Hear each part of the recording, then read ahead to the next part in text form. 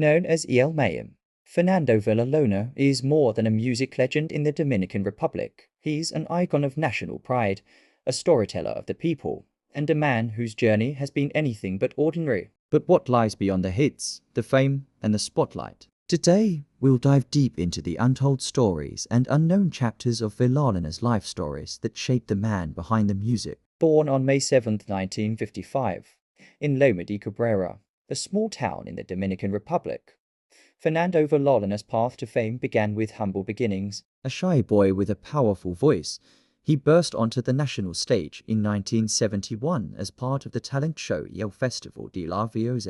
This was the moment that changed everything. Few know that before his big break, Villalona almost gave up music entirely due to financial struggles. His family couldn't afford proper instruments, and he practiced singing by imitating birds in the countryside. As Villalona rose to fame in the 1980s, his charismatic performances and heartfelt songs made him a household name. Hits like Tobacco y Ron and Dominicano Soy solidified his status as a cultural icon. But fame came with a cost. Behind the scenes, Villalona struggled with addiction, a battle that almost ended his career and his life. In 1984, he publicly acknowledged his struggle, becoming one of the first Dominican artists to speak openly about substance abuse. Despite these struggles, Villalona's fans stood by him, proving the unbreakable bond between him and the Dominican people. Fernando Villalona's story is one of redemption. In the 1990s, he turned to his faith, publicly embracing his spirituality and using his platform to inspire others.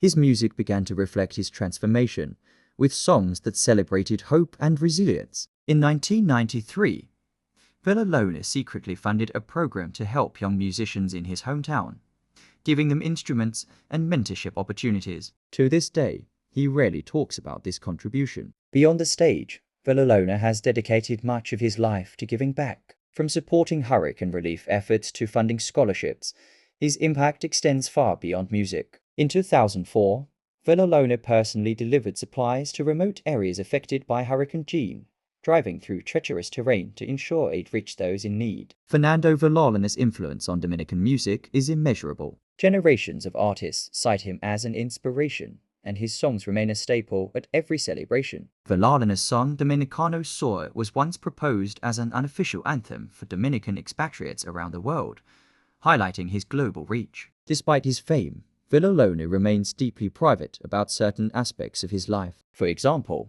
did you know he's an avid painter? Few people know that he spends hours in his studio, using art as a form of relaxation and expression. In recent years, Villalona has hinted at an unpublished memoir, a book that promises to reveal even more about his extraordinary life. Fernando Villalona is not just a musician, he's a storyteller, a survivor, and a symbol of resilience. His journey reminds us that behind every legend is a human being with stories worth telling. And as he continues to inspire through his music and his life, one thing is certain: El Mayim's legacy will live on forever. To this day, Fernando Villalona remains active in the music scene, bringing joy to millions worldwide. What's your favorite memory of El Mayim? Share it in the comments below.